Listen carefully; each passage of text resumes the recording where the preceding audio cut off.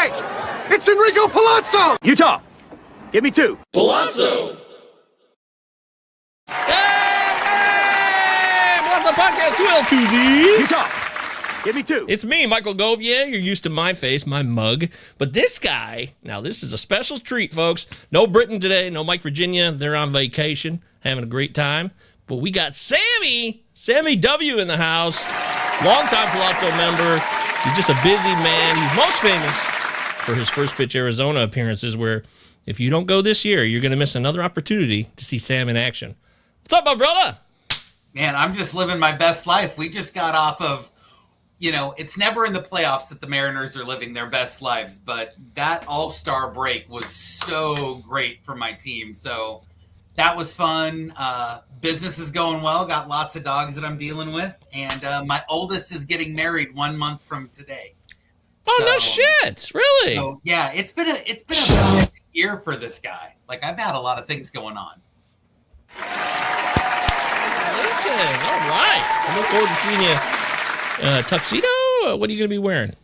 I'm probably going to be wearing, it's an outdoor wedding, and it's in the middle of August, and it's a little bit more family friendly instead of formal and in a church setting. And so I'll be wearing a suit, but probably something linen. The colors are yellow for the bride and purple for the groom. And so I'll probably be wearing yellow with some purple accents because it's my oldest Dylan that's getting married. And so got to be yellow. I'm real excited. They're marrying a really good kid. I really like them, and they're young, but like, we were all young and dumb. I don't want to hate on them. I want to support them, and it's stuff. I was not young and dumb. I'm the exception, okay? That you were never young and dumb. I know that. Oh, man. I'm so happy to be on the show. We're going to get all in your face and point out your faults. Yeah, I got a few of those with my man Sam. Time to pick up Adrien Del Castillo. You read my mind, Star Platinum. The live chat is open. Star has kicked us off on the live chat. We will definitely talk about ADC. We're here for the second half charge, right? Sam, the second half is here, and both of our teams, just for a little bit of a blow smoke up both our asses, have a shot here. They both look really good. Your Detroit Tigers are really just playing out of their minds. And I think the thing I like the best about the Tigers is that mentally they are literally playing like goldfish. They've got that Ted Lasso thing where they don't remember bad things. They're just going to continue to pound you. And in spite of getting swept by my Mariners, I think that Detroit is the team to beat in the AL. If their ownership front office adds a piece or two, I don't know if Zach McKinstry can do this all season. I don't know if Javi Baez can do this all season. I don't know if their pitching that they've been able to put together can, they're good. Detroit is good. And so I'm pretty nervous about Detroit as a Mariners fan, but anytime you get out of the All-Star break and the Mariners are in the playoffs, according to their record, like, that's better than not. We usually have a good second half the last few years, and that's true. You see what I have on my screen, man. I realize that Aaron Judge is the real MVP. Cal Raleigh is unreal.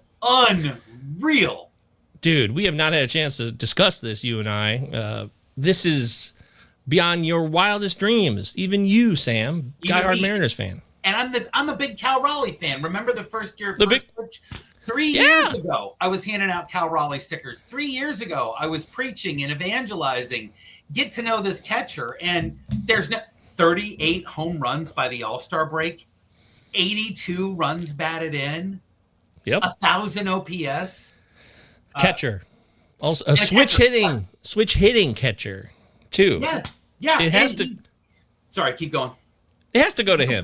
As long as if he can crack 50 dongs this year, just give us like 12 more. He's got to slow down a little bit. Everybody does. But it's such a special year. I feel like it needs to be recognized because Aaron Judge can win MVP all the time. This might be a once-in-a-lifetime. Not that Cal Raleigh still won't be good, but this type of year is a special moment. I really hope he does win MVP. Absolutely. He's got 10 steals. My God, he does? Steals.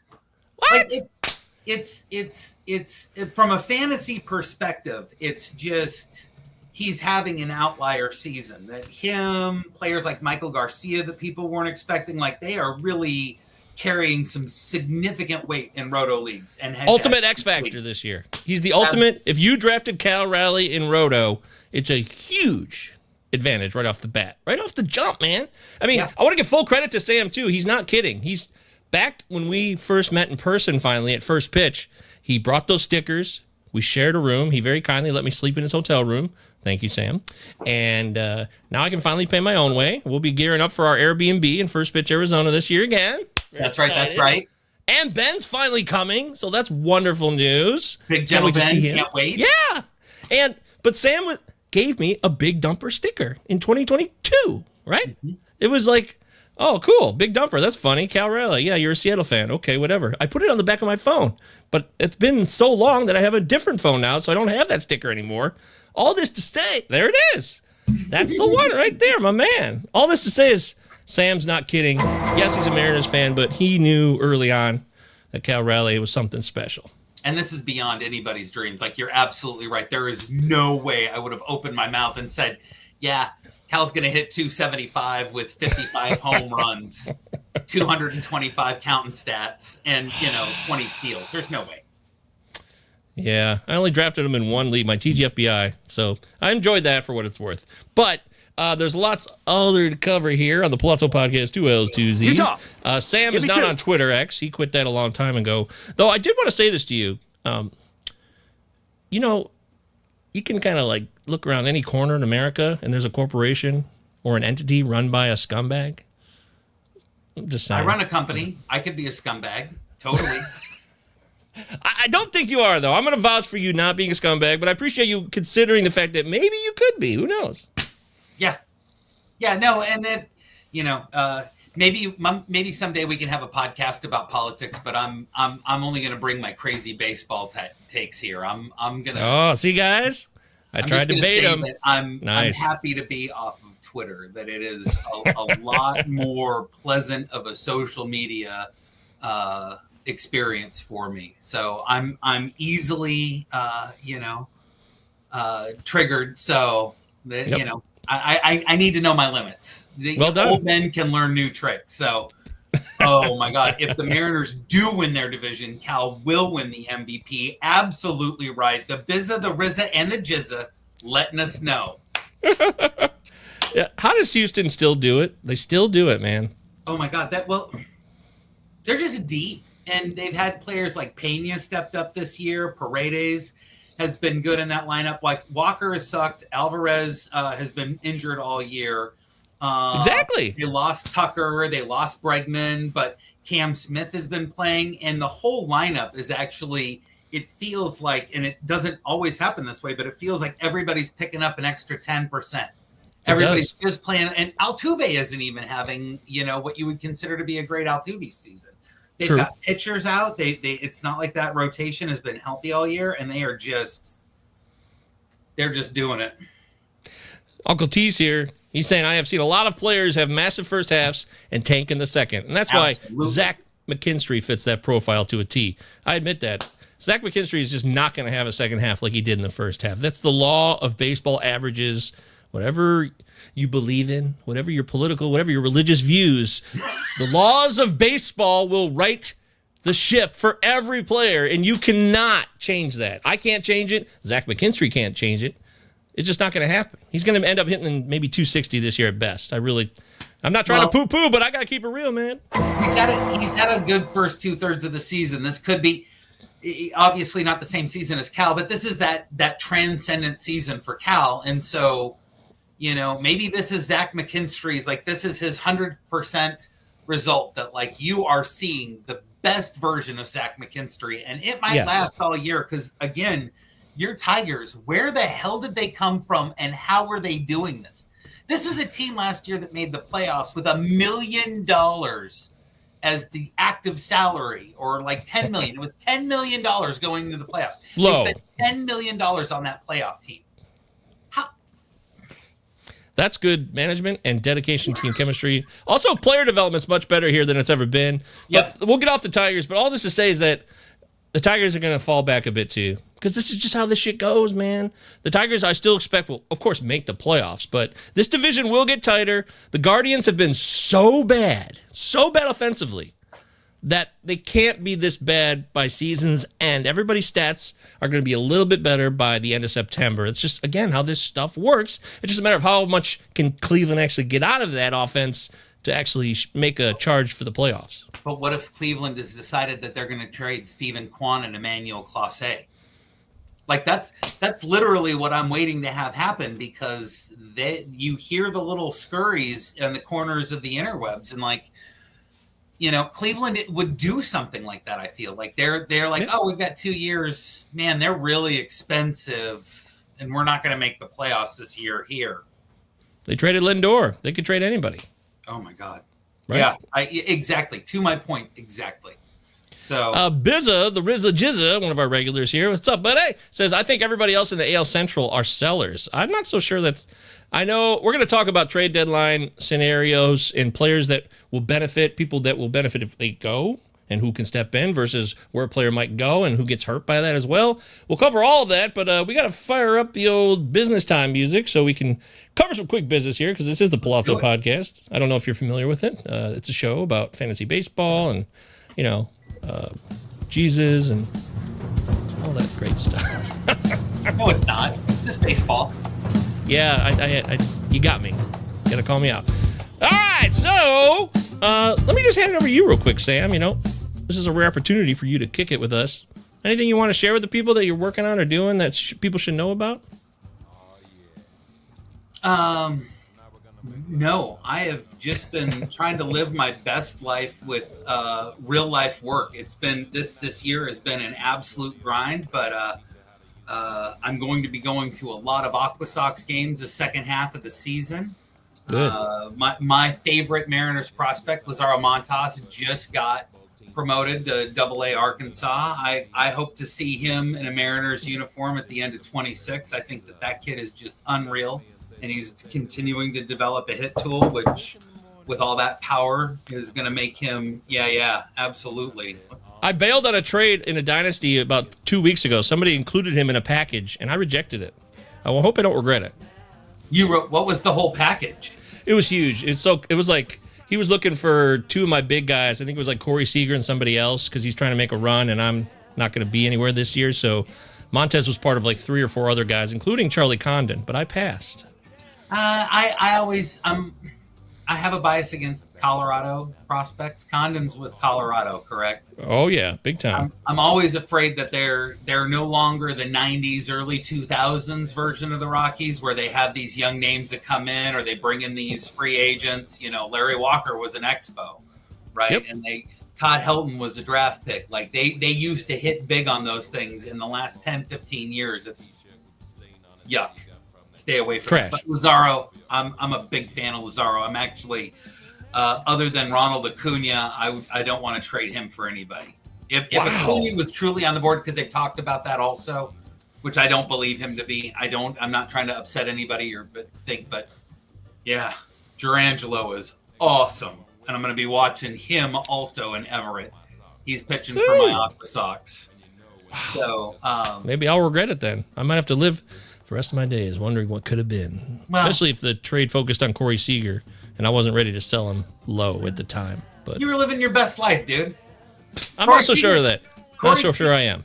The whole Texas lineup, is one of those things that I'm looking for in the second half. So we'll talk about them later when we get into that. But Seager's one of them. Adelise, Langford. Anyway. Exactly. So, yes, I didn't want to bail early. No one's going to do that to me. Overall, make sure you guys follow Britton Allen. He's got our Discord channel. It's totally free. Yukon Cornelius in there. Discord is our own server. We should have Sam having a Discord channel. You could be safe in there. We'll think about that someday. But the Discord's free. Every link, every show, description has every single link. The Patreon's $3. You check that out. 2 L's, 2 Z's. And, of course, the Utah. Big Gentle Ben, Robbie Baseball. Everybody else you should follow. Mike Virginia in his Mike VA Notes hashtag. He's busting his ass doing that stuff. He's on break right now, but he'll be back rocking and rolling. Hell, he might even be doing the notes on his vacation. That's the kind of dedication Mike Virginia brings. And there you go. So football's around the corner, too.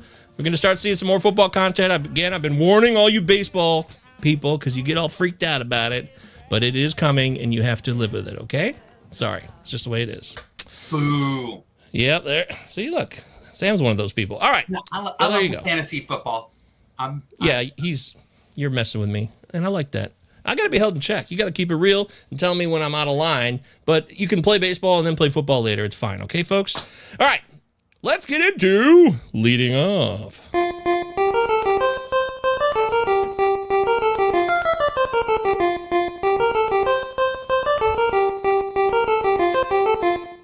Good.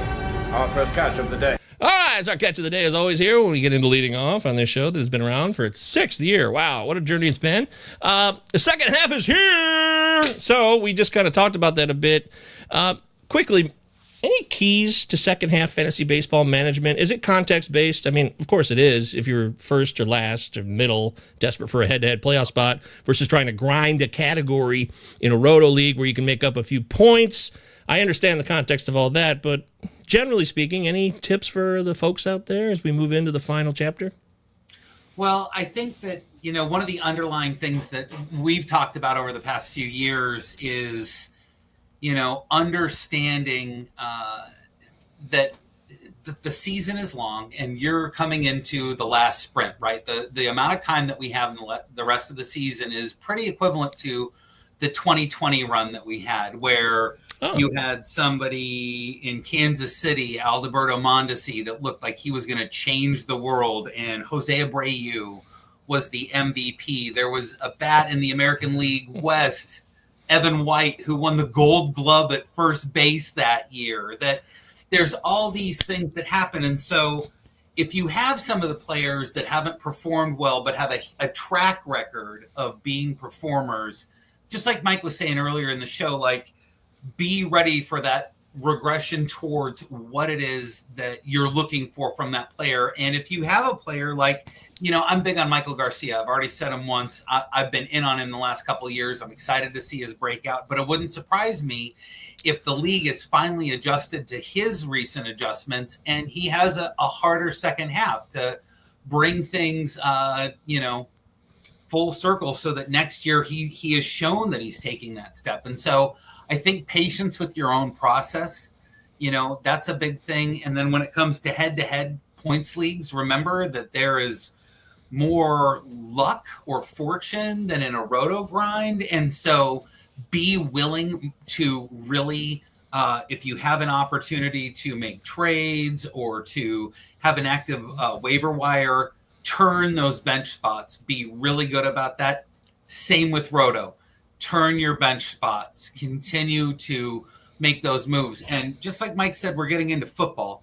There's a lot of people in these leagues that are going to stop paying attention because August is here and I want to know about which rookies I need to draft in my fantasy football thing. And this is your chance. This is your chance. There's a lot of, I'm in a lot of dynasty leagues that give money awards for people that move up most in the second half after the All-Star game, or, other things about not tanking, being a part of it. Do it. Do what you need to do to make those things happen. And so that's all I'd say, because it's still the same game, right? It's the same thing that we were drafting in February, March, some of us in November. We're still, all of those things hold true. There you go. Yeah, we drafted in November. We were at First Pitch Arizona. We were in an auction league together, and I think I'm in 4th. Are you hanging in there? What's going on with that? Oh, my God. I'm getting my butt whooped in that league. Oh, I thought we could bring it up together. We'd both be proud of where we were. Okay, sorry. So, never mind. Oh, Sam's in 9th. It's not god-awful. It's a 12-team league, so... Looks like you're weak in, Ks. Dead last in strikeouts by pitchers and second to last in steals. Yeah. 2 important things in a fantasy league. It's roto. Live chatters are jumping in when they can. And Mr. Anthony, this is Anthony, I believe, right? Hey, Gove, I'm working while I'm listening, so I won't see the chat. Do you think the Pirates monitoring Skeen's pitch count rest of season makes him worth trading in a keeper and or dynasty league? Thanks, Mike. That's so funny because I was just literally going to mention this. Let's check. It's going to be maybe the most annoying player of the week. Stand by.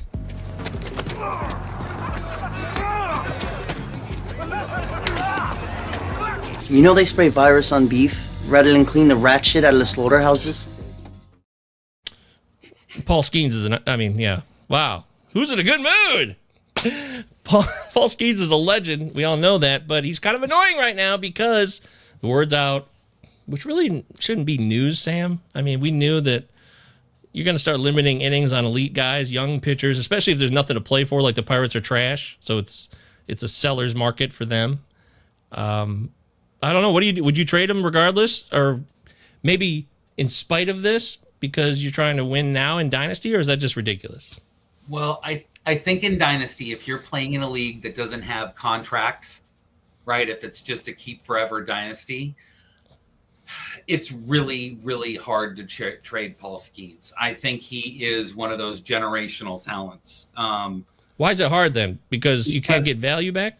Well, because so much talent is in one roster spot, right? Like he is going to really do a lot of things for you in one spot. And so I think it makes it hard to trade him. And yet, look at his one loss. Like, look at all of that red. And, again, one loss is a little bit more random, than for other people. But Paul Skeens is playing on a team that isn't serious about baseball right now or next year or potentially even the year after that. And that's like, Pittsburgh is wasting Paul Skeens.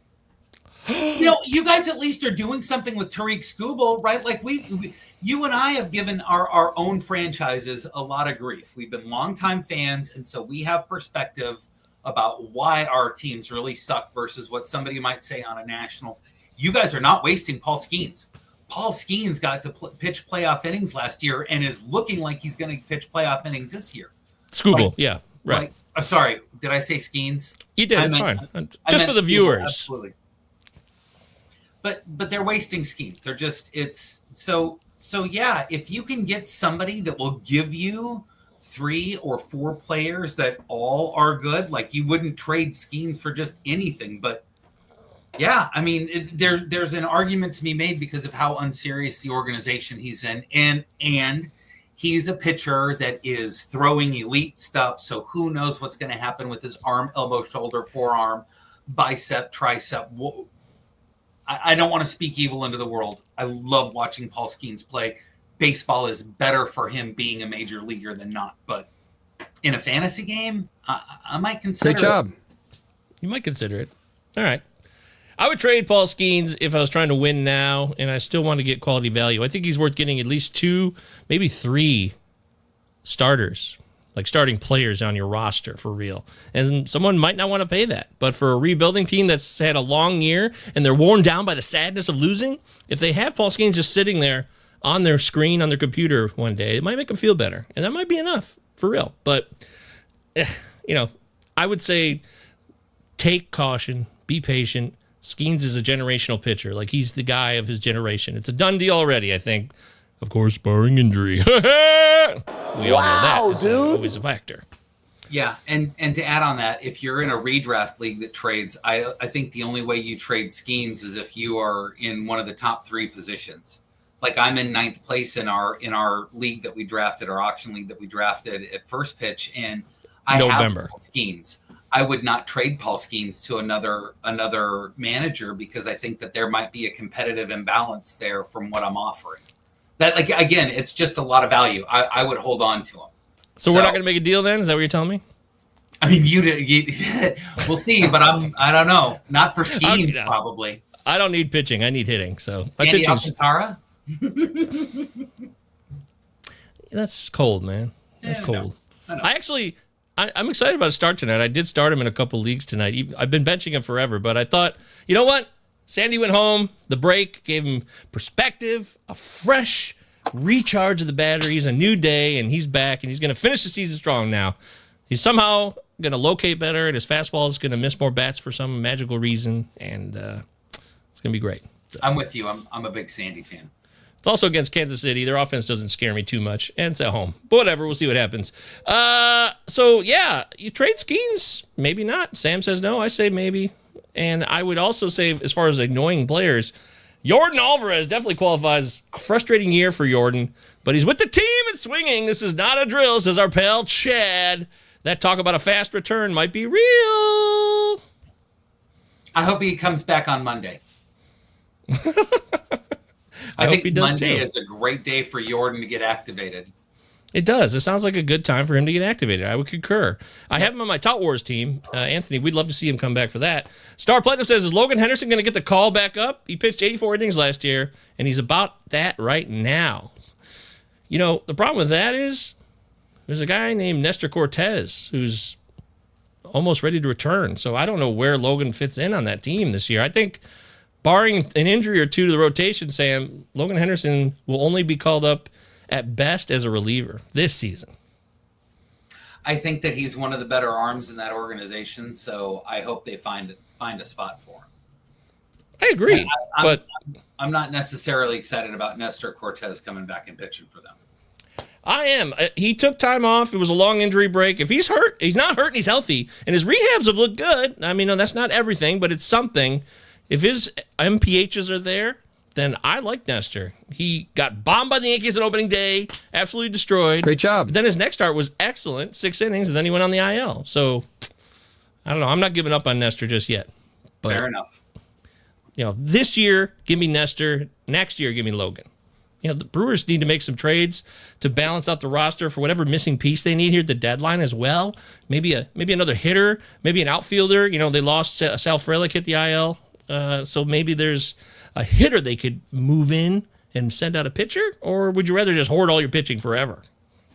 Does anybody have enough pitching? I mean, I look at even like an organization like the Dodgers, right? Like who has, you know, one of the probably the deepest organization in Major League Baseball, and they still go out and acquire pitching. So I admit Nestor's a trade candidate. Nestor could be dealt to, but they traded Devin Williams to get him. So that was an important piece. It's not just something you give up on either. So maybe that's a sunk cost theory, is a waste of time, and the Brewers don't operate that way. I admit that. I don't run a team. What the hell do I know? B. Henny says, Stauer's still hitting dongs. Yep, this guy, the breakout maybe of the year, outside of Cal Raleigh, of course. But Cal Raleigh was already established. He just took it to another level. That's right. Stauer's came out of nowhere and has been an absolute stud this year. So congratulations to him and all he's done so well. These Baltimore Orioles that are leaving in these trades instead of Baltimore finding time for them, I really like what the Orioles had a couple of years ago, and I'm really sad to see this is what their season has been. I'm sure it's been hard for Mike. It has. But holy cow, you know, watching Stowers hit bombs for the Marlins of all. Yeah, he was a stud at Norfolk. Good comment, Joe. Like to have him hitting bombs in Miami. Because who'd they get for him? Trevor Rogers? Yeah. Trevor's finally pitching again, and it looks like he might have some of his velocity back, and he's like, I'm hopeful for him. Baltimore needs pitching, and I think he's under contract or under team control for another year after this one, but man. Don't forget Connor Norby was over there too. He's had a rough year, but Connor Norby on the IL, by the way, so he's not helping anybody right now. No, unfortunately. I was waiting for him to make a run this year, and I have not seen it. Yeah, I drafted a bunch of him. I was also hopeful. Oh, so we had that in common. Cool, see? Great minds, yada, yada, yada. All right, let's do a bit of the return of the Mac here. We tell you about who's on the mend, maybe got called up, people that are returning to action, whether it's from various different reasons, but they're on an MLB roster. And, of course, that means I have to... Is this the one? Oh, Christ, I can't... There it is. Here we go. Utah, give me 2. Here's Johnny. Where were you? Nowhere. Shut up. Where were you? Guess who's back? Guess who's back? Guess who's back? Guess who's back? Guess who's back? Guess who's back? Guess who's back? I've been waiting for you. But I always thought that I'd see you again. Somehow Palpatine returned. I've been waiting. I'll be back. And here we go. So... Is that too long? Maybe I should tighten that up a little bit. I don't know. It's fun. Yeah, you know, it is what Who it cares? is. It is what it is. Maybe, what a great maybe analysis. The viewers could tell us, because I Great think analysis. it looks great for us. I'm ready for Return of the Mac. There are 2 names that have come back, and somebody already mentioned one in the chat. Sean Manaea. Anybody interested in some Sean Manaea this season? Yeah. He has come back and is just looking sharp as shit. Like, that guy has got his stuff figured out. the second half changes that he had last year. He evidently has a lower arm slot that he's throwing from, and it's really changed some of his stuff for him for the better. So I'm really excited about Sean Manaea's second half. I'm also looking forward to seeing Kyle Bradish come back for the Baltimore Orioles. He's going to start rehab shortly, and we might see him pitching for the team in a couple weeks. And while I don't know if it's going to be a difference maker for him this year, he is another arm that had taken a step ahead at the second half of last season, and I'm really interested to see if some of those changes are going to hold through, because he's missed a good amount of time this year. So those are my two names for Return of the Mac. Thank you, Jesus. Thank you. And those are good calls. On the brink, on the return, on the mend. For me, it was already mentioned in the chat, but my guy, Adrien Del Castillo, Govier favorite. That's right. You nailed that, Chad. That is a Govier favorite. He's back up with the D-backs, and last year he got such little opportunity, really. It was only September. It was very brief. He still has rookie status, I believe, as an MLBer. So I'm very excited to see him get a chance to maybe play a bit more now that it's only mid-July-ish. Any interest there, or is that like a deep league catcher deal? He is a catcher. He looked like he was going to be the Arizona catcher of the future from September, and I was really sad that like nothing. It was just like he was gone. There was nothing going on. There weren't a lot of reports or news coming out about it. From a dynasty angle, you were wondering, did I invest in something that, wasn't a good prospect, wasn't a good piece? No, I'm excited for him to come out, and I'm absolutely rooting for him in the second half, for sure. Especially once the Diamondbacks trade both of their corner infielders to another West Coast team. They'll need more offense. Oh, my God. Funky butt loving. Can't believe that's true, but it is. ADC is a guy who will show you. We got power. This guy he's a lefty, so he should play a lot. Gabriel Moreno supposedly comes back in August from that hairline fracture in his finger, so that'll be a factor. I admit that, but it could be possible that ADC could take control of this job, and then Moreno, believe it or not, becomes more of like I'm just kind of a second afterthought now. Also, maybe Moreno gets dealt. I don't know. But he's not healthy yet, so it's hard to trade a guy who's hurt. I don't know. Maybe I'm getting crazy here. I'm getting a little crazy. I am. It's out of control. Catching depth is good to have in the majors, right? Yeah, the Orioles drafted 2 right away to let you know that Adley Rutman's leaving soon. You think he's leaving? Well, I don't know. They drafted 2 supposed catchers with their first 2 picks this year. I don't know. Well, they already got Samuel Basallo on that team. Exactly. Yeah. That's crazy. That is crazy that Adley Rutman is being talked about the way that he is, because when he came out of Oregon State, everybody was convinced like he looked amazing. I mean, he was just like, we thought we were going to watch Johnny Bench step back out onto a major league field again, right? Yes. And I think Johnny Bench is probably, you can argue he's one of the greatest the greatest catcher of all time. I'm sure other people can argue that against that. Maybe there's some Pudge people that love him, or Buster Posey or Joe Mauer if you're all recent. But for my money, Johnny Bench was the standard for catching. And I thought Adley Rutman, look at that. Kind of dead. And his plate discipline is great. It is. So it makes you wonder, what the hell, was he hurt for a while and then they finally put him on the IL? Did he try to play through it? But we also saw last year he fell off the cliff last year. So he wasn't hurt forever. It's not all injury related. Right. Well, I mean, how much of it is in the players' heads? Like, I'm always talking about what's the mental makeup of that kid. And you can't really. Jason Kendall, come on, Dad. Come on, boo. That's funny. Chad, it was good for a laugh. Thank you very much. Uncle Ted, I understand this. Irish and Basallo aren't catchers, but I said at least they were. I want to clarify that's why I said that, because Ike Irish is probably not going to catch, but they are catcher labeled as draftees. Yeah. Okay? So I'll be clear.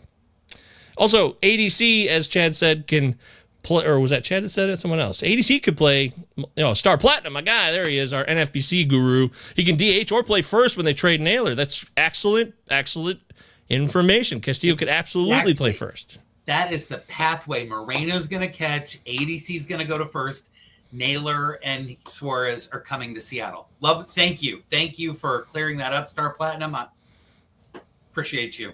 Look at that. Utah. Thurman Munson. Give me 2. Thurman Munson, man. All he needed was a couple more years. Man, what a loss. What a loss. Might have got too cocky as a pilot if you read into the story. I'm just saying, you got to know your limits. If you're not trained on a superjet and you're kind of just a single engine Cessna guy, I'm just, maybe you shouldn't push it, especially if you're really good at baseball. But whatever, it's not like he wanted to die. So yeah.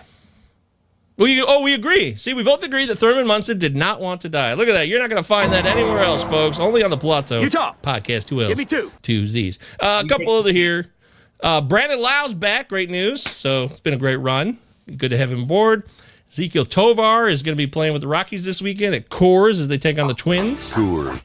That's you like that? You like that? I have some exposure to him in fantasy, and it's been really not the year that I wanted from my shortstop. So yeah, exposed to him. Yeah. You poor bastard. You've been exposed. So it's like a virus. You can't get rid of it. It's like a flasher, man. Tovar should be good though. If he's healthy, he should probably put up some numbers. I agree with that. Spencer Arrighetti's going to start his rehab, so he's getting closer. Finally, we'll see him on the mound for the Houston Astros soon, which is bad news for your Mariners. Sorry. John Gray on the brink, finally making his season debut for the Rangers. So that'll be welcome. They could use a veteran starter if they're going to actually try to make the playoffs. Jordan Walker's back. I already mentioned Nestor Cortez, and so on and so forth it goes. There you go. Those are some people that have returned or will return soon. Isn't that exciting? The people, they're all coming back. The people are back. I've been waiting for the people. I've been waiting. All right, here we go. Oh, ADC, the DH tonight. Exactly. Star, see? You read my mind. I'm a little rusty. Baby. I'm a little rusty, Sam. Getting back to the baseball swing of things, we wanted to do the show because it's rare that me and Sam could get together and make it happen, so I didn't want to miss it, but I admit, the break, I took the break off. I did. I really kind of stepped away for a few days and said, I'm on a break here, man. It's a long grind. I deserve this. Well, you don't seem rusty to me. I haven't been in front of a camera for 3 months, so this is, hopefully I'm not, the old rusty person over here. Get off my road, you goddamn kids! Oh, man. What's that movie? Oh, shit. With Clint Eastwood? About the car? Gran Torino. Thank you. Yeah, that's exactly what that makes me think movie. That is such a good movie. That is a good movie. I agree. It means, people can make good movies and you might disagree with them on certain issues. Remember, folks, that is possible. Yes. Yes, thank you. Do you think... Oh, go ahead. Clarify. I was just going to say, good theater elicits a response and makes you think. You don't have to like what you're seeing if you're thinking about it and you're starting to engage critical thoughts, and you can talk to somebody without being offended or offensive and hash out things. I was a theater major in college. I love theater. I love TV. I love film. That's where you really get to say things and talk about concepts that are bigger than you. Or at least that was how I could do it. I'm not a painter. I'm not a poet, but I love theater. It really, and that's what you do. You want to disagree. You want to have things that make you think. Challenge you. What's up, Mikey VA? In the house from Ocean City, Maryland, Ocean City, New Jersey are both places. I think he's in the Maryland one. That's my guess. You going to Secrets, dude? Let me know if you pop over to Secrets there at Ocean City, Maryland. Sam, miss you, brother, says Mike. Isn't that sweet?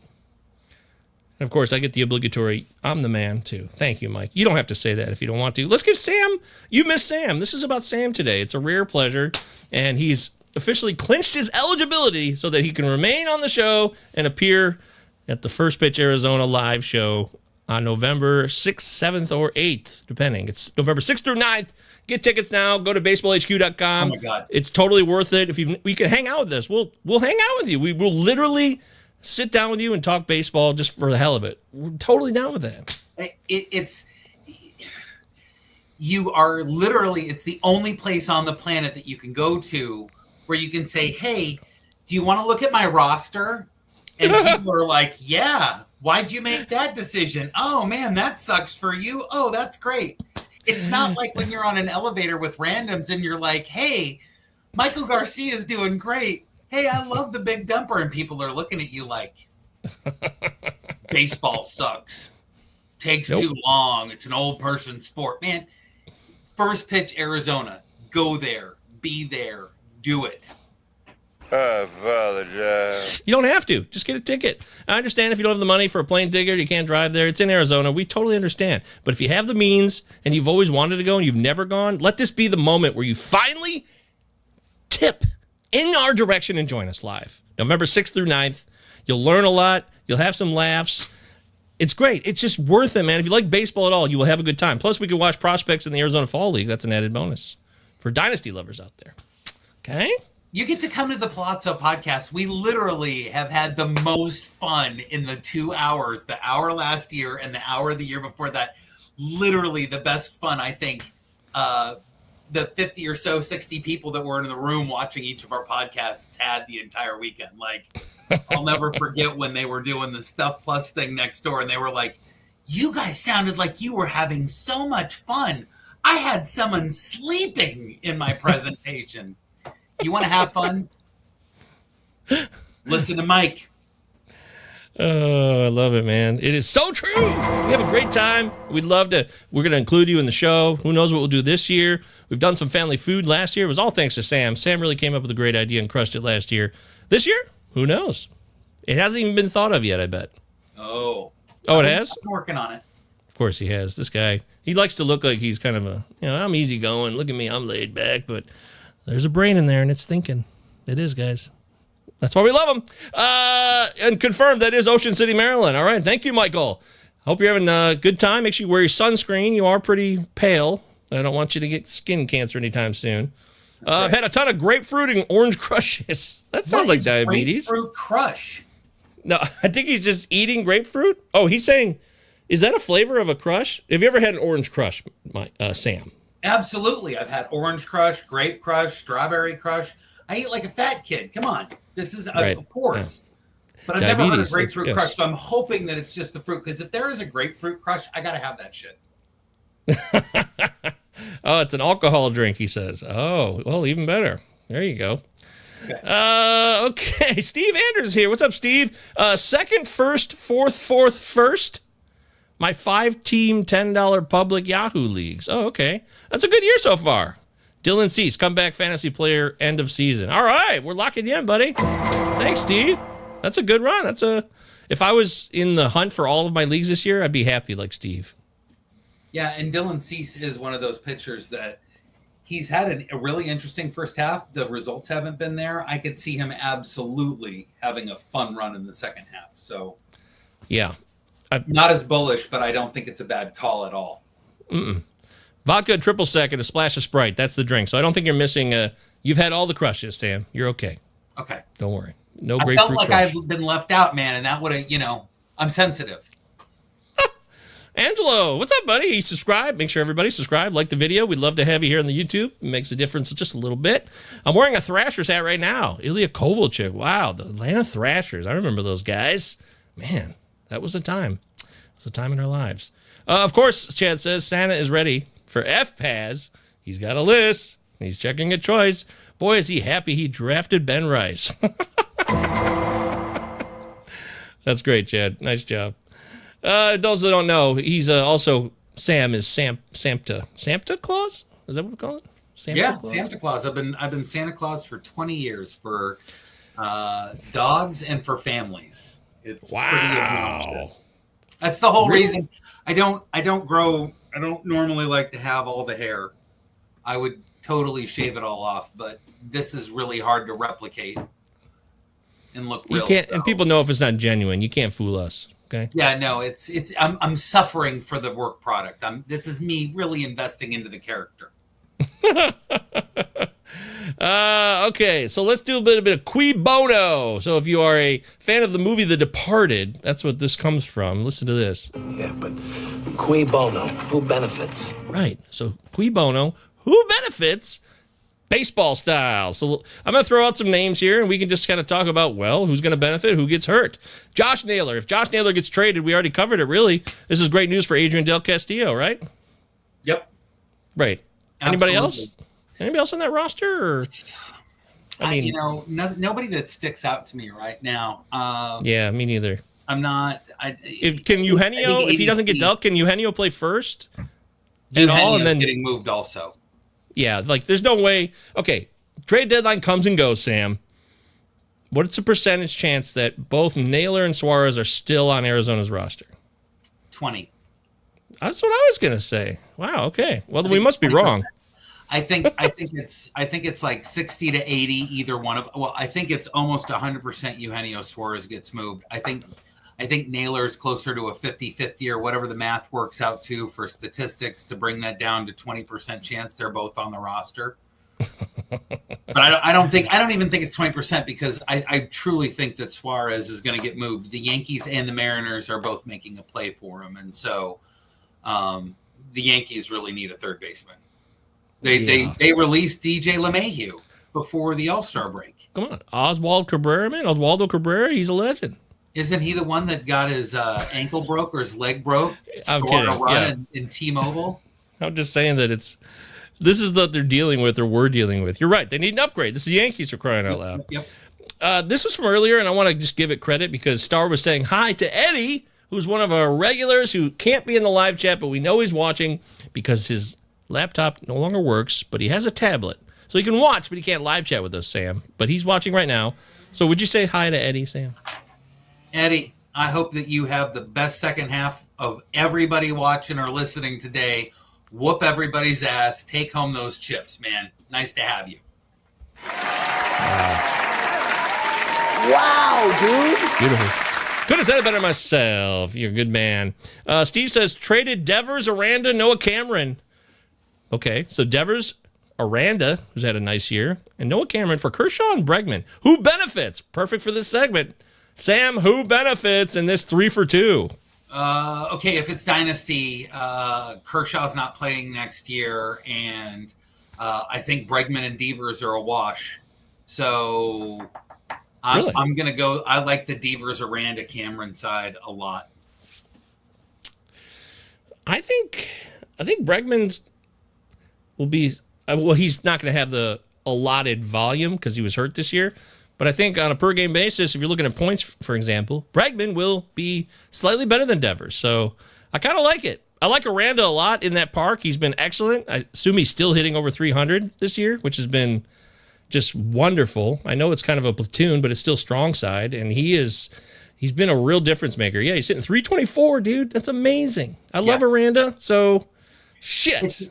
This is one of those trades where like I would not have made that trade and go get your guys.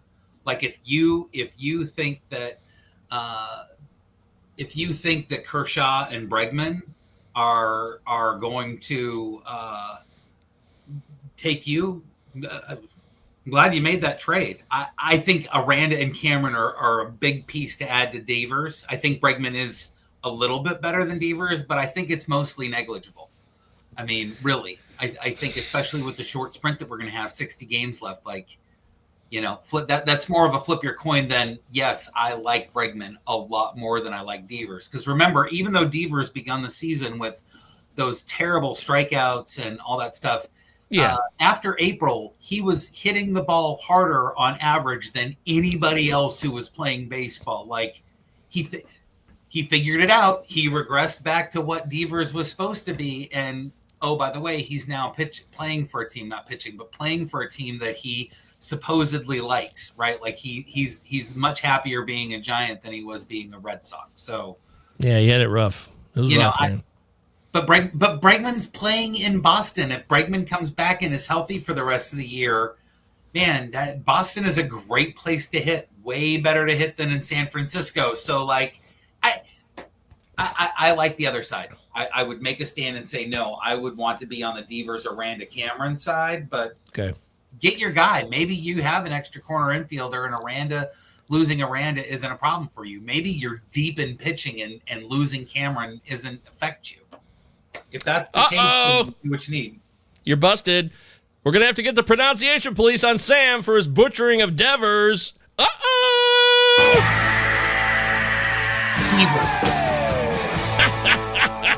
By the way, that's a running gag on the show, Sam. If you don't, Britain mispronounced Acuna one show, and somebody got on his ass about it, so we just turned it into a running gag. Oh, you can come after me all you want. It doesn't, literally, it's... Literally. I don't care. It's like literally? Like totally, for sure. Gag me with a spoon. Oh, Joe Chris is here. What's up, Joey? The Yanks have no pitching. They're dropping like flies. They need four starters. Yeah, we all love it here. We all know that we're not Yankees fans here. Although, I want to give a shout out to our Yankee fan who was on the live chat before we hit the break. He was a cool guy. I can't remember his name off the top of my head, though. But you were cool. Nothing personal. The Yankees get too much love.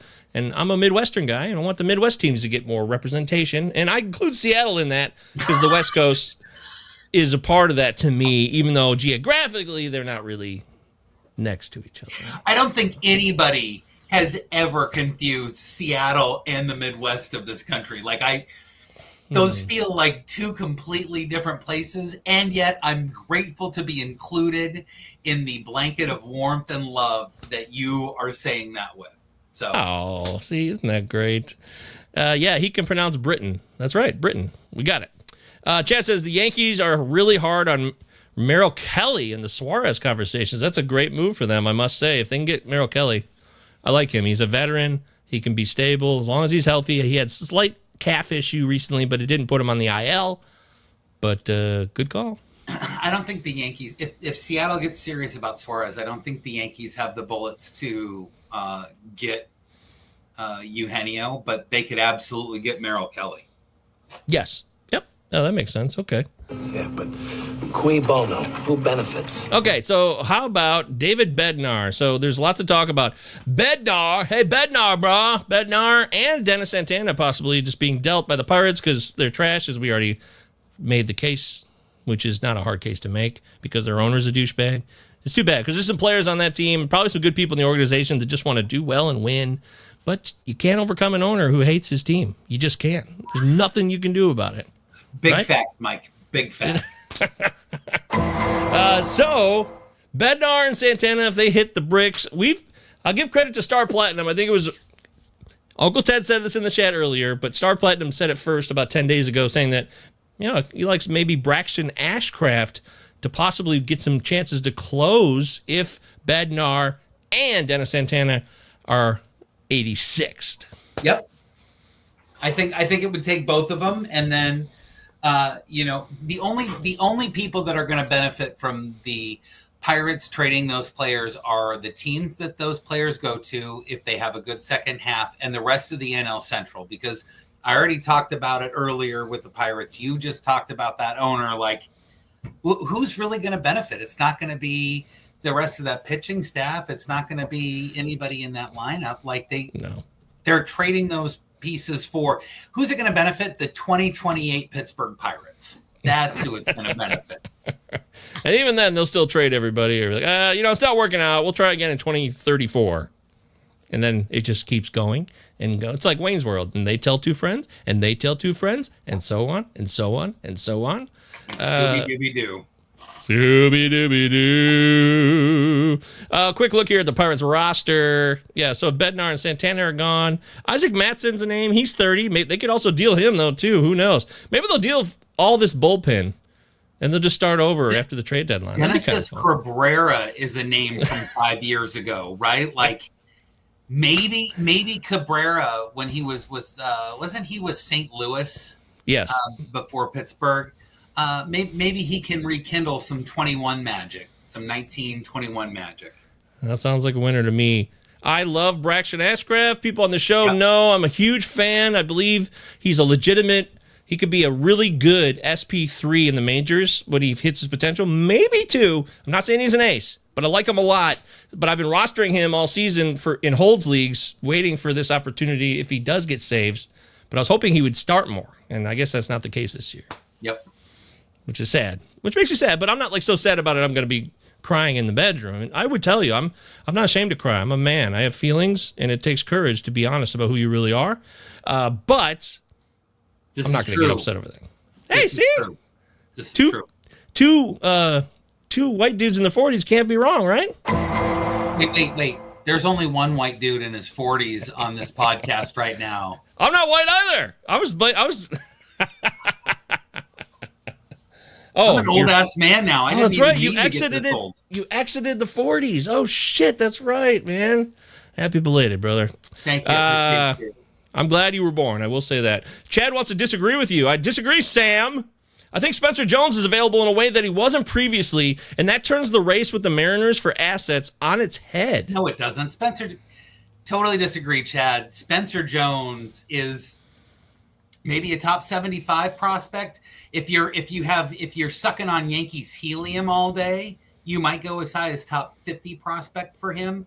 The Mariners have 5 prospects that are as good as him or better. You know, so here's the deal. They just drafted a catcher out of North Carolina. I forget home dude's name. That guy, go look him up. He's phenomenal. Between Mitch Garver catching for us right now, Harry Ford is going to get traded. Harry Ford is a top 20 prospect. He's deadline fighter. Yeah, so Harry Ford is going to go. You know, so I mean, right there, I'll just cancel that. But I could see them doing a Ryan Bliss move. I could see them moving on Logan Evans or on Emerson Hancock, or putting together a 5 or 6 player thing to go for him. Yeah, Ford might be a terrible. Hancock sucks. But Hancock sucks.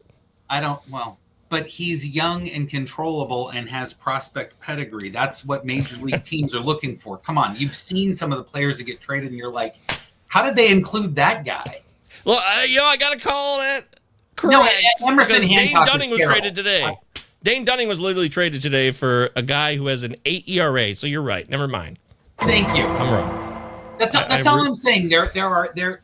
People may look at Emerson Hancock and say, even though Seattle is a pitching lab and Seattle is great at developing pitching, they failed Emerson Hancock, and we are smart enough to fix this. We are the ones that can make this. And so I don't necessarily believe that. And I'm just saying Harry Ford is a better prospect than Spencer Jones. So wow.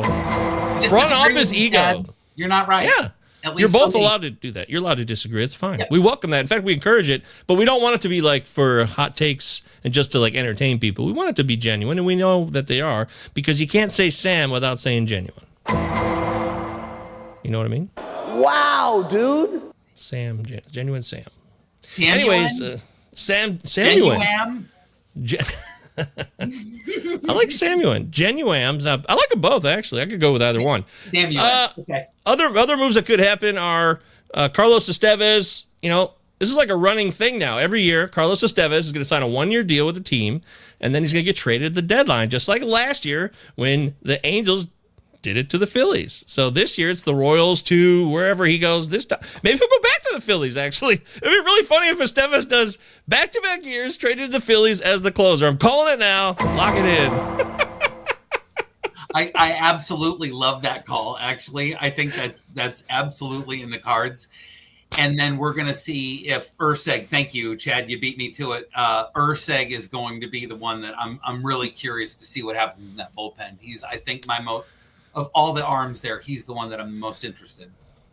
I even drafted Urseg preseason, hoping he would just usurp Estevez, but that didn't work out. It's okay. Carlos has had a great season. He has. He's got 25 saves. It's just like Chad says, hey, remember when I said Urseg would lead the team in saves at the end of the year? Even if Urseg gets the job for the last 2 months, he's not going to top 25 saves. He's just not. No. So I was wrong about Estevez. Was a guy 3 years ago I thought was kind of garbo, but the last couple of years he's been pretty good. I have to give him credit. I was a little off on that one. So Urseg will step into the role there. There's also the opportunity with the Royals if Urseg for some reason can't get the job done. Oh, I don't know. Maybe they want to trade him too. Who knows? I think the Royals want to try to make a push. I don't think they're done. They might still trade Estevez and try to make a playoff push, but otherwise, there's really nobody else in that bullpen I'd be too excited about. No, but they could move Seth Lugo. If they are going to make deals, Seth Lugo could be on the chopping block. So if Seth Lugo gets dealt, and then I guess if they're going to deal Lugo, would they deal Waka? They might. But I think Lugo is a couple of years older. Lugo's 35. I think Waka's 33. I don't know if I have that right off the top of my head, but 35 and 34, they're tight. So they're both in the same age range. But also, the Bubich innings are going to have to be curtailed, so they don't want to give up too many starters. But the question is, do you... Kyle Wright, anybody? Kyle Wright. Is he going to be a factor this year? No. Where's the Danny DeVito gif of like... No, I'm good. So... Yeah, that's Kyle Wright. He hurt his oblique again too, right? Christ, never mind. He's always hurt. He came back from his major shoulder issue, but now his oblique's bothering him. So never mind. 86 it. Okay. Cole Reagan's too on the mend. They got a lot of guys that need to come back, so I don't know how many they can really deal just to fill up that rotation either. So I actually think they'll only trade one of the other, Sam, Lugo or Waka. I don't think they'll trade both. No, I don't think they'll trade both either, and I would bet on Lugo. Oh, yeah. and Rich Hill. You never know when Rich Dick Hill Mountain is going to get another opportunity. Dick Mountain? Go Blue? Holy shit. Yeah, he's in their AAA. Okay, great. Do you think Zach Gallen gets traded? Yes or no? I can't. It is breaking my brain. 2 years ago, I thought he was one of the top 5 pitchers in all of baseball. He had, the fact that this is even a conversation piece and not. It's not even like, is he getting traded because the Diamondbacks are bad? It's because the Diamondbacks are mediocre, not bad, and he's terrible. He has not been. It hasn't been redeemable all season. So can Arizona afford to trade him for what he's going to get on an open market? Is somebody going to give something that is, the Blue Jays might be interested. The Yankees might be interested. There's a bunch. The Mariners need another starting pitcher, right? Everybody needs pitching. I said that earlier. Even the Dodgers are looking to acquire starting pitching, and they've got 20 of them. So, yep. I think that if Arizona is serious about being competitive next year, I think that they need to try to move him for a significant package. I think you only move him if you're getting a couple pieces that you think are going to play in 26. If he does get dealt, Gilbert Diaz is at AAA. He could get called up and get another shot. He's had a taste before. There's also Bryce Jarvis. Yumin Lin is at AAA. That's an interesting name that might see a debut. So yep, I like that. Keep it up. These are guys who, Cui Bono, just like Cui Bono, who benefits. These are guys that could benefit from us. Cui Bono. Hey, Jordy's here. What's up, Jordy? Jordy's a big Jordy Nelson fan, Sam, because his name's Jordan, too.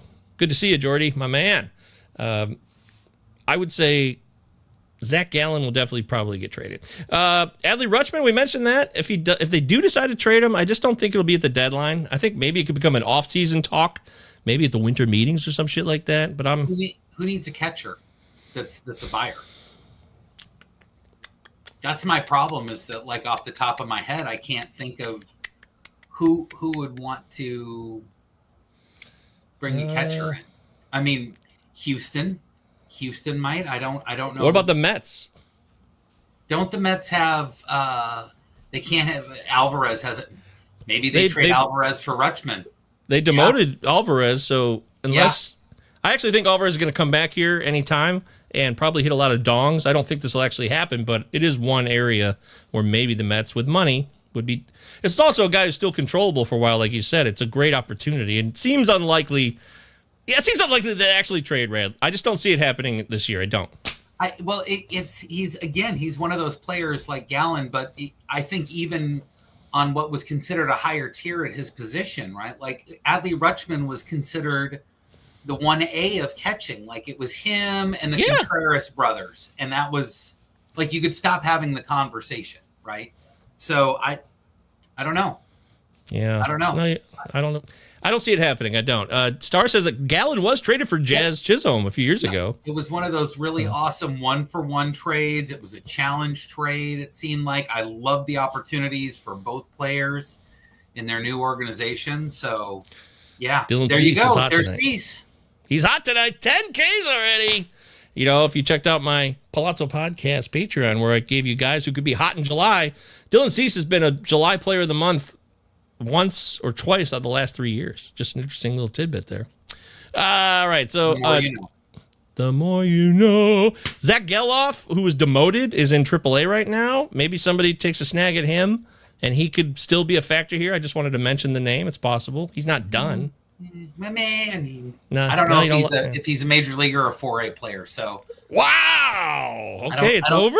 I would much rather in both fantasy and real life find out what's going to happen on another player's roster than mine. Well, right. Okay. It's just a name to mention. It doesn't say I'm not in love with Zach Geloff, folks. Let's be clear. I don't want to be mislabeled in any way whatsoever. Who would have an opportunity if Geloff was moved? I don't think that's really going to. No, it would be an opportunity for him if somebody does try to trade for him. That's all. Okay. Fair enough. But yeah, I don't know. The A's, also the garbage teams will move veterans. So the A's could also move Miguel Andujar, maybe. Luis Arias, not Luis Arias. Luis Arias, the original Brewer from a long time ago. These are guys that could be moved. Maybe, I don't know, they trade Jeffrey Springs. Is he someone that they would move, that someone would want? You got to think about these Garbo teams and the veterans they could dump at the deadline, and who that opens the door for as well. I could see the A's, depending on how big of a deal they have with Blade, trying to move Blade. He's been a real disappointment for them this year, yeah.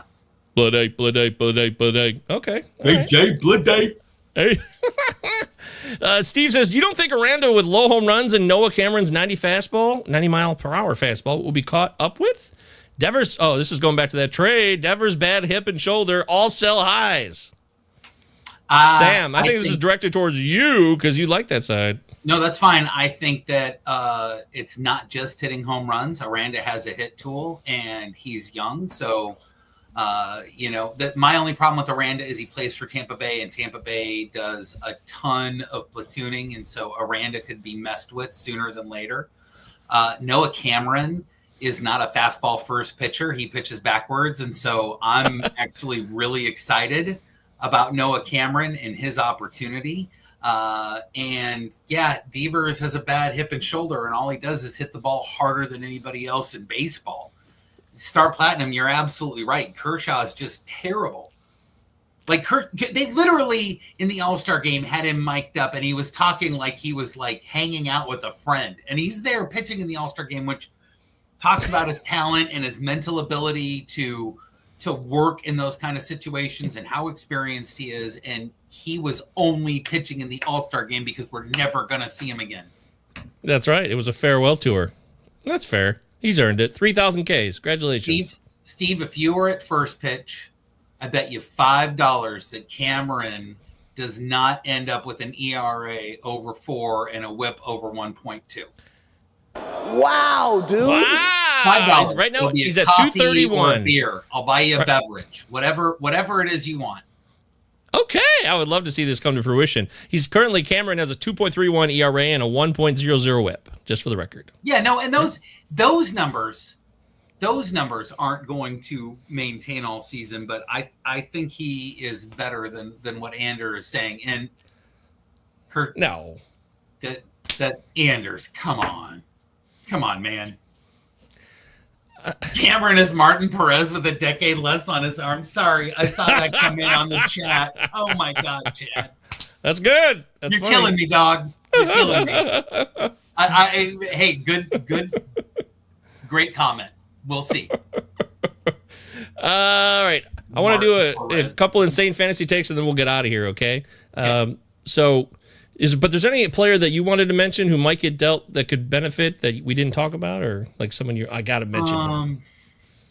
No, I think we talked about, all the reasonable ones. There's going to be a bunch of players that get moved that we had no idea about. And, the problem that I have with this is that I knew we were going to be talking about it. So yesterday I spent about an hour going online and just trying to read, like, who is being talked about being traded, and you get shit like Ronald Acuna. The Braves are not that's not actionable information. You can't talk to me about the Braves selling the face of their franchise. Like, fuck out of here.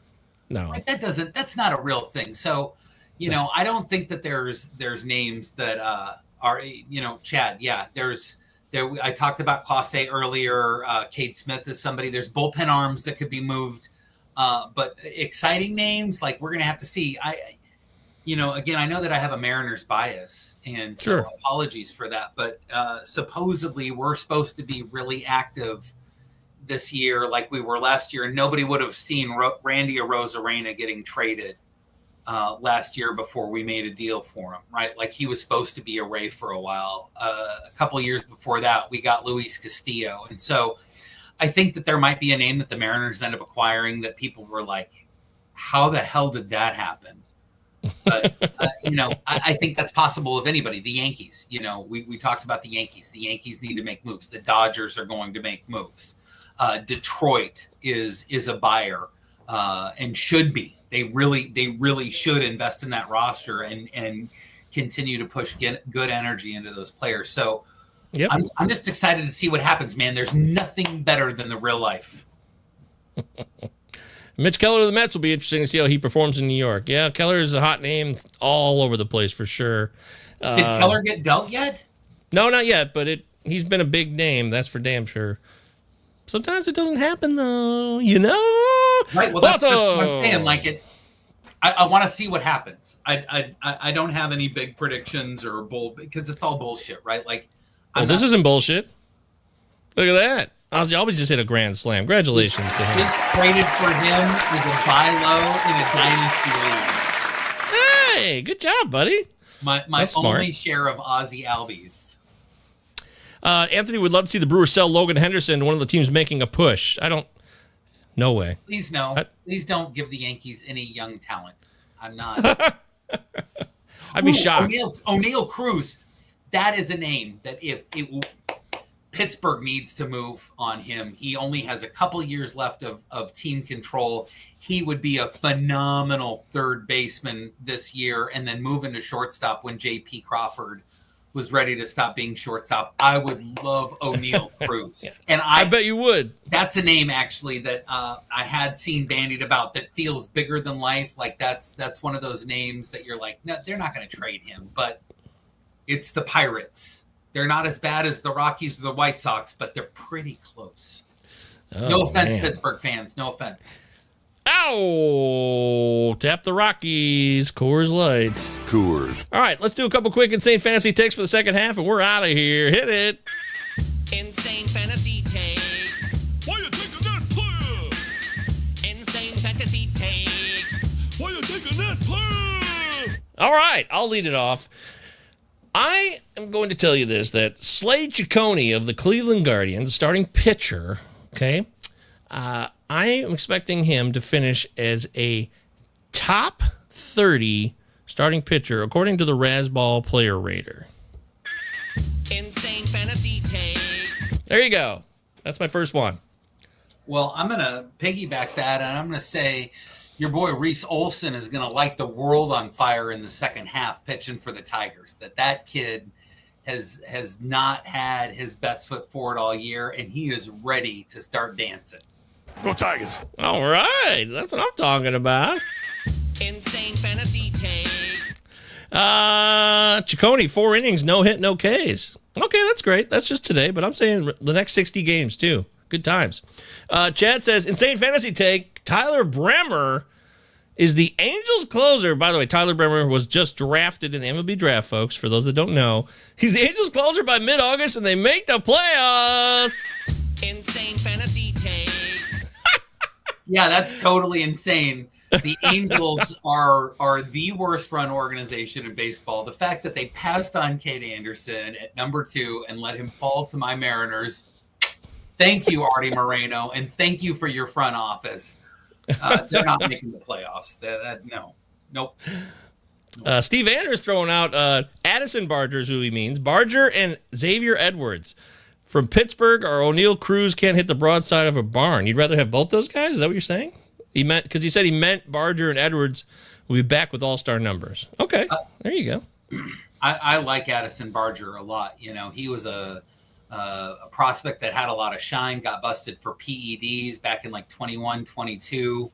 I got to watch him in Everett, and that kid just hits moonshots, just light tower power. And if he has any kind of hit tool for average, which he seems to have, like, I'm excited for his future in Toronto. He's definitely going to be playing for them every day for a while. I mean, really, Anders?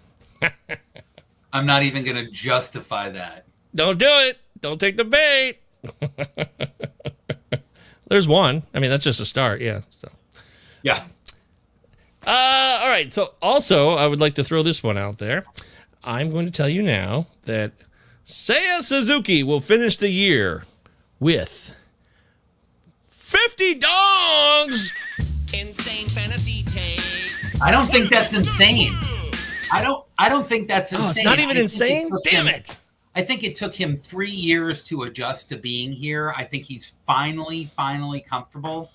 I'm really looking forward to the next few years with him in that Cubs lineup. Like, he is really good. I think they've got a really good player there. So I'm excited for Seiya Suzuki. I think that's great. Damn it. Yeah, he's already got 26 dongs. I thought he had more than that. 50 is aggressive, but he'll finish with 40, no problem. Oh, yeah. We can all agree on that. That's a mediocre, middle of the road fantasy take. There you go. You got any more? You got anything else you have to throw out there? Got a crazy one? Well, I'm trying to not talk about a certain team. And I know. On that I know. Yep. So I am going to say that the Cubs are going to. This isn't a fantasy take. This is just a baseball take. I think the Cubs win the NL pennant this year. I think that they are going to. I think that this is their year to make the World Series again. I don't think they're going to win the World Series, but I think the Cubs are going to go, and I think that that's going to have to do with their pitching is going to continue to be dominant. So if you have any Chicago pitch or is going to have a phenomenal second half, that continue to be dominant, but they're going to take a step up. I love Matt Boyd, and I don't think that Matthew Boyd is going. Here's my fantasy take. Matthew Boyd finishes as a top. What is he right now? Top 5 pitcher in the NL. Oh, I think gosh. he finishes wherever he's rated at right now. He finishes there or higher. Insane fantasy takes. Why you taking that player? Now we're talking. He's already pitched 111 innings. He's 10-3 with a 2.34 ERA, 103 WHIP, 5% walk rate. I mean, he's just been former Tiger. I mean, Tigers. He was never this good with the Tigers. He had problems. He would pitch good, then have a bad outing. He was on and off, a 4 ERA guy. Now, after having Tommy John and being reconstructed physically at 34 years old, yeah, he's a stud. Yeah. Wow. I'm a big fan. Also, Steve wants to let you know, Sam, I'm 41. Will Seattle win the World Series ever? I'm 50, and fuck, who knows, man? Seattle already sucked my soul out decades ago. So, like, I'm just here, man. I'm a zombie fan. Like, I'm just, go Mariners.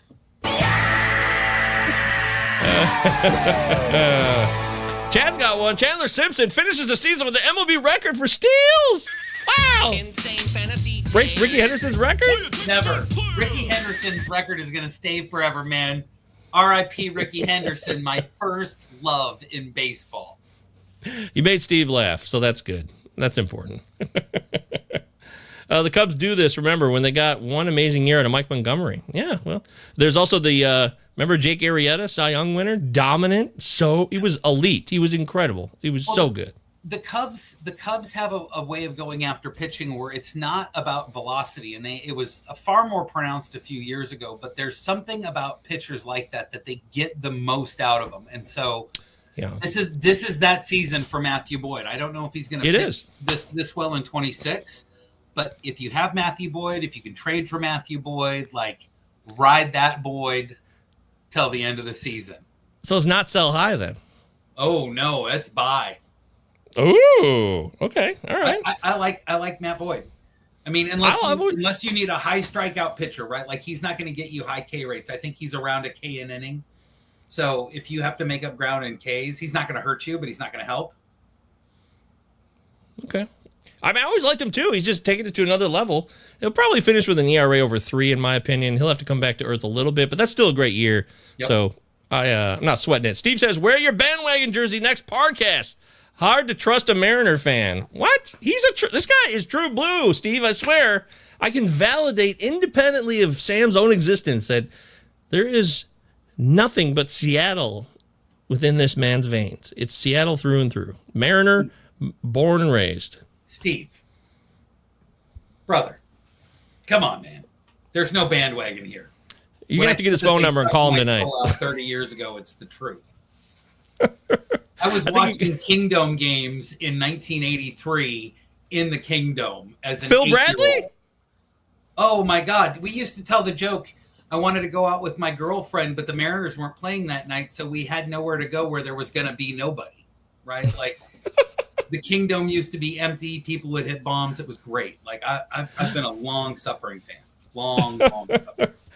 You don't have to prove yourself. I know it to be true. Steve's learning that. He'll figure it out. He just doesn't know. But you will know. Don't worry, Steve. Just you give Sam a call one day. Maybe we can get you guys hooked up. We'll do a little personal chat, and we'll talk about the credentials of being a Mariner fan. Another insane fantasy take for you. Matt McLain finishes the season with 20 home runs and 25 steals. Insane fantasy takes. Why you taking that player? Maybe that's not that insane, but for some people it is. So that's just me. Call me crazy.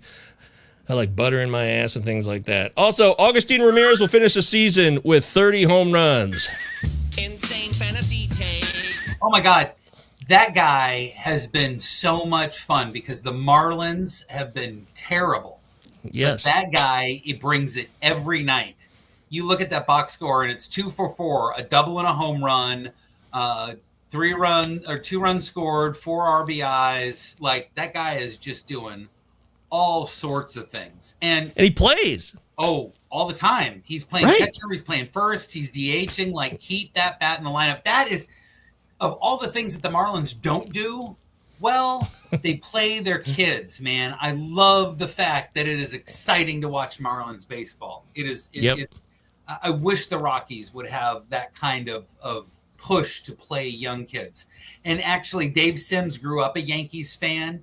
I love Dave Sims. And if you watch Dave Sims' calls in the 21, 22, 23 seasons when we were looking to get a playoff berth, his call at Cal Raleigh hitting that home run to send us to the playoffs, like Dave Sims brings it. And I am so...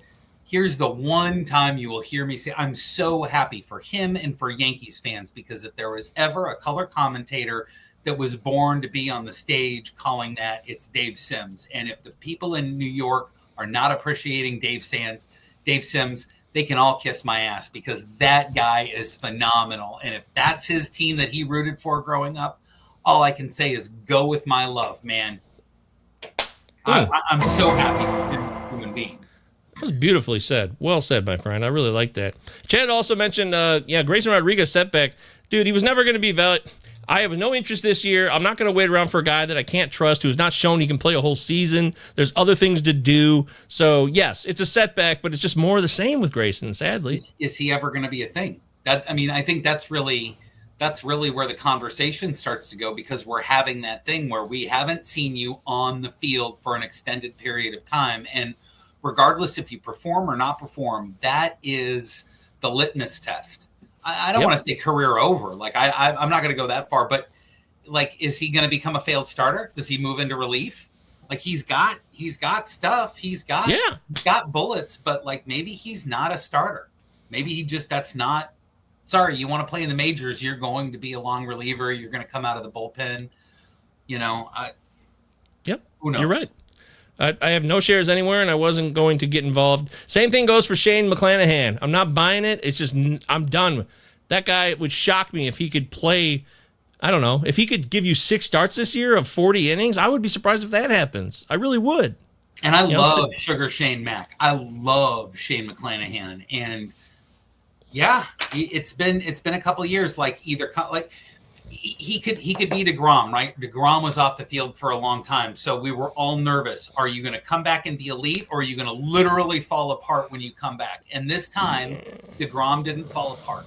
So I see what you're saying. So yes, Shane McClanahan could, but I'm not confident. I'm with you on that part. Like, I don't have a lot of confidence. In Dynasty, he would be a buy low. Like, I want you to, as the other manager, be tired of rostering him, and you've been on this roller coaster, and then let it go. You know what I mean? Oh, really? Is that what's going on here? Star Platinum says that Steve Anders is actually Uncle T. He's using a different... If you're using a burner account in our live chat, Uncle T, I'm going to ban your ass. That's not cool. You are who you are. Just come back and be Uncle Ted like you always are.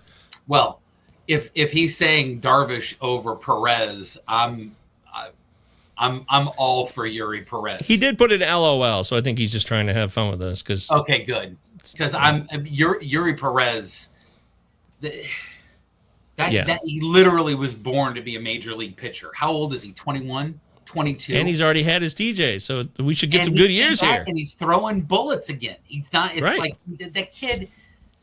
There are some of those players that just mentally they're unaffected by conflict and by stress and by strife. They're too focused on being the best version of themselves that when they get the opportunity to perform, you're just like, wow, you're really good.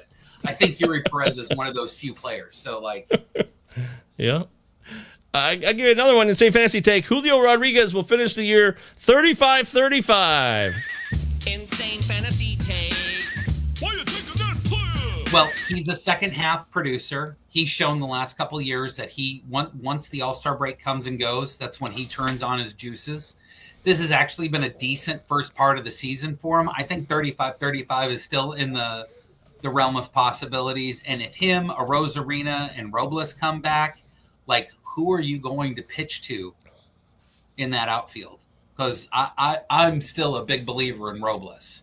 I still think Victor Robles has found his best version of himself in Seattle. And in spite of his shoulder injury from that catch in San Francisco, beginning of the season that knocked him out, he comes back this season. I'm expecting Robles to hit 300 for the time that he's up. But you won't see him until September. Well, right. But I'm saying I'll get 3-4 good weeks of him during a stretch run. Okay. That's fair. Not that that's a big second half. That's not a big, insane second half take. I'm a big Robles fan. Steve says, I've been a member for 2 years. I'm just playing with yous. You're awesome. All right. That's what I thought. Sorry, Steve. That was not cool. These days in the world of burner accounts, some people mess. I know the name Steve Anders. He has been in this chat for a few years, so I can verify that again. We love you, Steve. Please don't take offense. I apologize. Julio Only take lettuce. offense to my bad Mariner takes. If you're going to be offended by anything.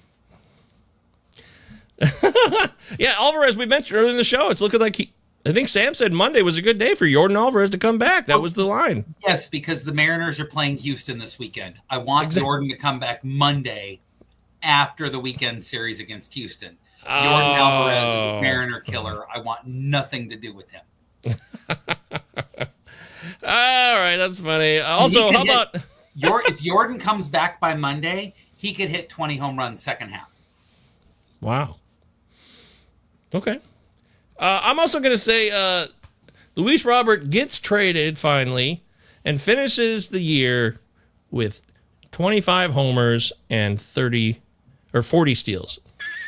Insane Fantasy Takes. 25-40. There you go. Do you think that I'm curious about your take on Luis Robert? I know how I feel, but is Luis Robert permanently broken? Is he broken because he's in Chicago, or has he just been the victim of bad fortune?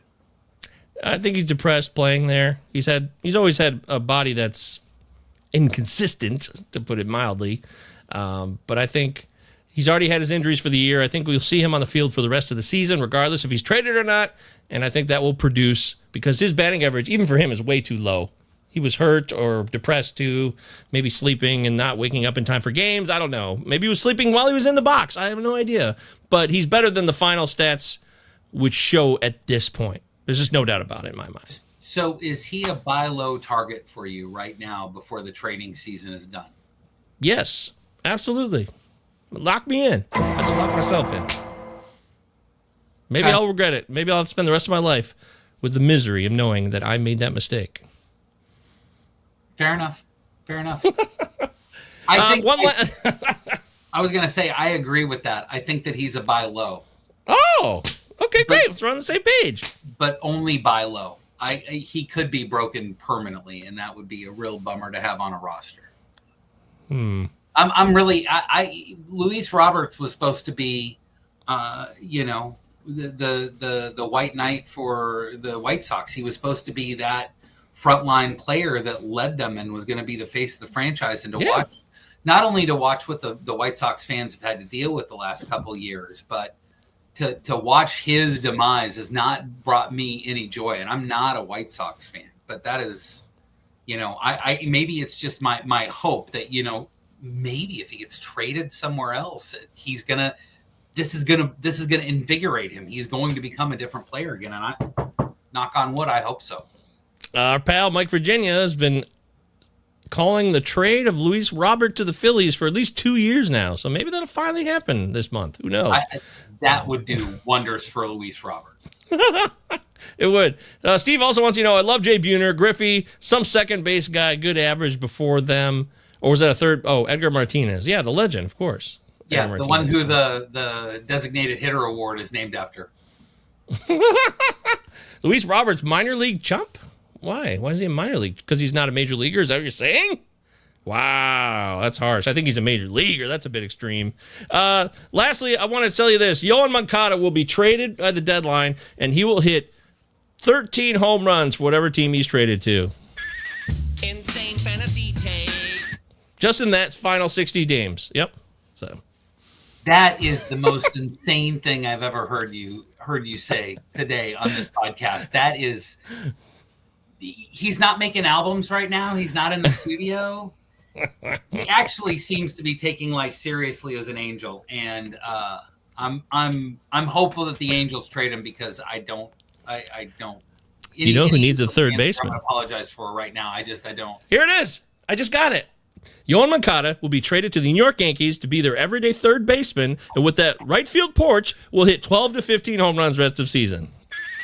Insane fantasy takes.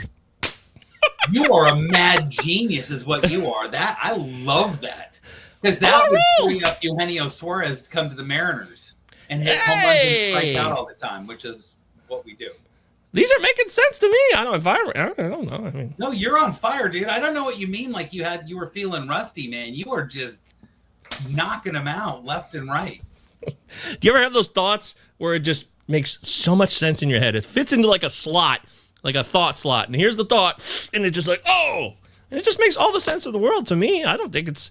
I mean, the Angels think they're going to make the playoffs. Come on, they're not. No, but. They're not. If there's any team in the preseason, I thought maybe the Oakland Athletics might have some juice. Totally wrong. Terribly wrong. You said Oakland. That's painful for some people. Sacramento A's. You're right. The Sacramento A's. Just like it's the Cleveland Guardians. I should know better.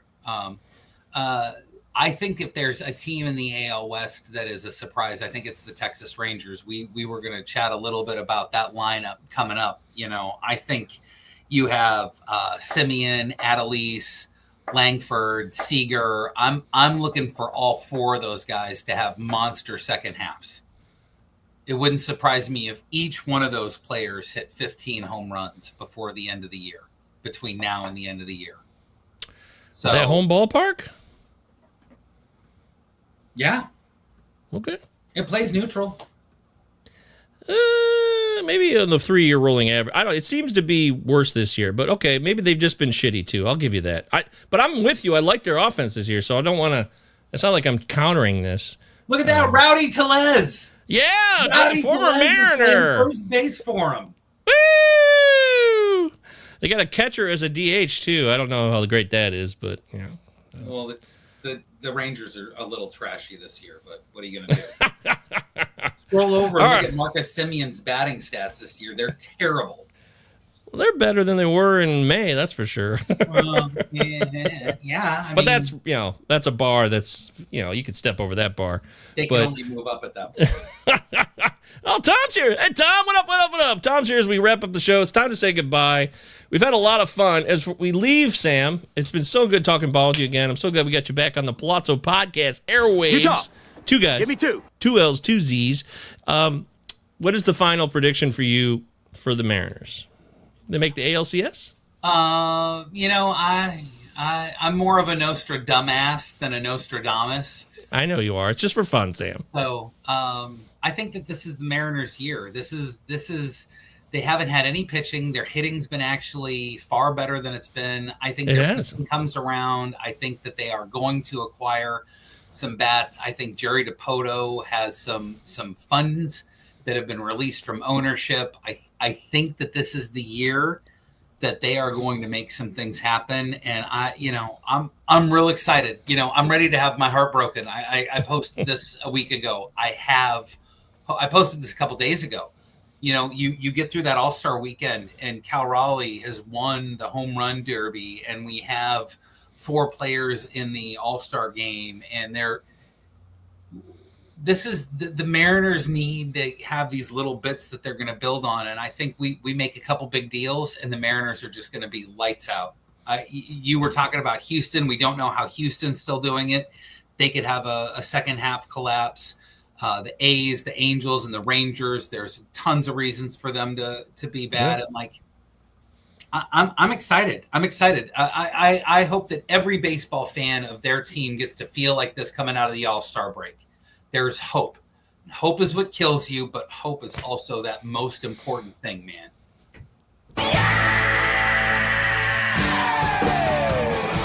I love it. Man, I love you, my friend. That is just beautiful. What about you? What about you and the Tigers? Like, this is... Yeah. You haven't talked at all about this. Are you in the same boat as I am where you don't want to jinx this shit? Or like, where are you? No, I don't do that. I speak in truths. And the truth of the matter is that the Tigers, I think, will struggle in the second half here. And it's going to be harder. Unless they can make a deal or two to reinforce, because their hitters are just not what... They'll always have pitching that gets it done, because Chris Fetter, the pitching coach, is a god, and they're just so good at mixing and matching, and everybody submits to their role in the bullpen. But they need another hitter or two, because their hitting is just not going to be up to snuff. Unless they allow Justin Henry Malloy to play every day, too, or somebody like that can come up from the minor leagues that could hit for them. They do have some talent, like Hyu Lee. Hyu Lee could be traded because they got so many guys. If we're not going to trade McGonigal, obviously, or Max Clark, Hyu Lee's a really good player I'd actually like to see him stay as a Tiger, but he could be traded for another hitter who's more veteran and ready to go, maybe. But I think it's more of like if they make the ALCS, that'll be a fun year. That's how I see it. And I'm not trying to be a buzzkill. You ask me a question, I'm going to answer it honestly as I see it. Well, I think that's no buzzkill at all. I'm rooting for a team that's never won the World Series, that's never made the World Series, that, I can make fun of all the other teams that I talked about, and they've all either been to a World Series or won a World Series. So, the Rangers did it 2 years. Yeah. Yeah, they sure did. Happened. Imagine what happens when you spend money. The rest of the team goes nuts. I still don't know. It's weird that the Rangers are World Series champions to me now. That is very strange. And I'll feel the same way about the Mariners, but I'll be a lot happier about it because everybody loves the Mariners. I love their uniforms, their colors, schemes. I love their players. I like Seattle. It's a great place. I love the Pacific Northwest, even though I've never been there. The Mariners do something this year, I will be crying at first pitch. You will have to console me. Yes! I'll be so happy crying. Great. Let's see that. And it would be really wild if we get a Mariners-Tigers ALCS for some reason. I think we'll have to convene for a game. We'll just have to make it happen. Whether I come totally out there, watch a game with you online. No. We're gonna have to go to a game together. It's that intense. It's a once in a lifetime thing. I think we should consider it. I'm willing to make the commitment. I would come to Detroit. I would go there. Aaron, why can't I remember Aaron's last name? Aaron in Detroit. Aaron Cummings. Aaron Cummings has told me that I should come out to Detroit. If you both are out there, maybe that's what I'm going to have to do. Yeah, or I would love to come out there too. So I'm just saying, I think it'd be fun. But that's all I need. But if Leanne she'll be pissed if she can't go too, so she'll probably want to come. Robert Schimmel's here. Govier's the sheriff. I'm using the roommate's iPad. Oh, it's Eddie. So Eddie is Robert Schimmel. All right. Woohoo! Eddie's first time in the chat in 6 weeks, I think, at least. Good to see you. He says the Discord is amazing. Thank you, Eddie. Good to see you, brother. Thank you for making it. What an effort, Eddie. You finally figured out how to use the iPad to use the chat on YouTube. I don't have an iPad, so I don't know how that works. So. I'm old. I don't know how technology works. It's amazing that I'm even in front of a camera that works. So come on. It's not like you're not a boomer. Like you were born during some technological innovations existing. Great to see you, Eddie. You made the tail end. We love you. I love Sam. I really do. And so glad we got to do this. I really want to do just me and Sam show. I love Britton. I love Mike. Those are my guys too. But me and Sam get a chance to talk shop, and just the two of us is a wonderful, beautiful thing. I hope you enjoyed it. And let us know if you disagree about anything. Comment on this video even after the fact. We'll respond as we can in kind. Discord's free 24/7. Description has the link. You're on Blue Sky, Sam, or? I am on Blue Sky. I'm at SamFBB1. Just like I used to say when I was on Twitter, mental health is a real thing for people. And if you're ever feeling like you just need to reach out and talk to somebody, you need human connection and interaction. You want to ask me a fantasy question. You just want to bullshit, at SamFBB1 on Blue Sky. My DMs are open. I'm always available. That's how we started. Really, we didn't. It's not like we're old friends who went to high school together or something. We literally met on Twitter because I wanted to talk to somebody about fantasy baseball, and you were willing to talk to me about it. And I'm forever changed and grateful. So thank you. So good with words. I feel the exact same way. I love you, Michael Govier. I love you. I feel it. And I know you do. Anyone subscribed who hasn't used the Discord, you have to visit it. It's awesome. Thanks, Sam, says Eddie, too. So there you go, Sam, a direct shout out. That'll do it. Sam's going to go home. My wife will be back here soon. We'll live our lives and go back to them. We don't hate our lives at all. We'll be glad to live them. But talking baseball is a special moment, and we got to do that today. So thank you so much. Second half charge. Make your moves. Make all the best choices you can. If you have questions, ask the Discord. Hit us up at Blue Sky, Twitter, whatever.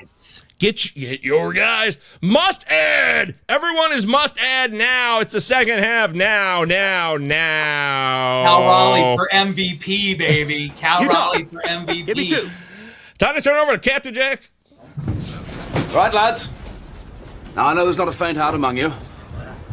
And I know you're as anxious as I am to get into close action. But we must bring him right up beside us before we spring this trap. That will test our nerve. And discipline will count just as much as courage. The Acheron is a tough nut to crack. More than twice our guns, more than twice our numbers. And they will sell their lives dearly. They mean to take us as a prize. And we are worth more to them undamaged. Their greed will be their downfall. England is under threat of invasion. And though we be on the far side of the world, this ship is our home. This ship is England. So it's every hand to his rope or gun, quick's the word and sharp's the action. After all, surprise is on our side.